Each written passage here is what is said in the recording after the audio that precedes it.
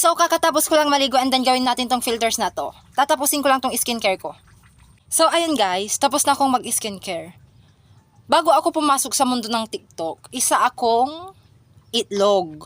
Kaya, pumisa ako, naging french fries. Kinain ako ng mga tao siguro kasi ang sarap ko.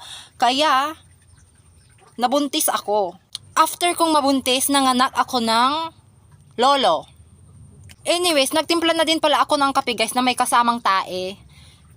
At napagtanto ko lang kung ako, ini-imagine ko lang kung ano ako sa past life ko. Kung isa ba akong camera na ginamit pang photo shoot.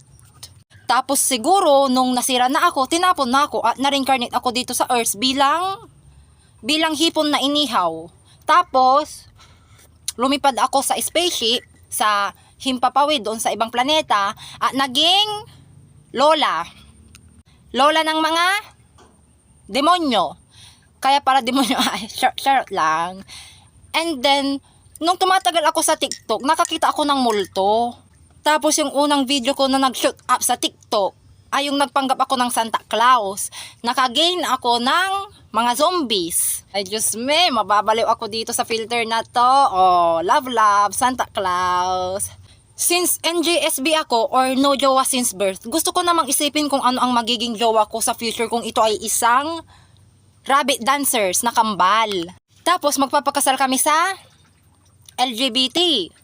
Tapos manganganak kami ng mga lolo na kinasal. Naging advance yung bata, bebe. Gusto ko nang bumitaw guys kasi natatakot ako dito sa perfect. Anyways, nanaginip ako kagabi guys ng isang lolo. Tapos naging lola. Tapos uminom daw ako ng kape. Tapos kinaga ko yung labi ko. Masarap. Gustong-gusto ko na talaga pumunta ng Japan guys kasi ano yun? Siguro favorite ako dito sa bahay kasi isa akong toilet, aridoro. Grabe naman. Ginawa niyo pa akong aridolo. Ano kaya to? Last na to. Kung ano ang lalabas na emoji dito, mare-reincarnate ako bilang pinya!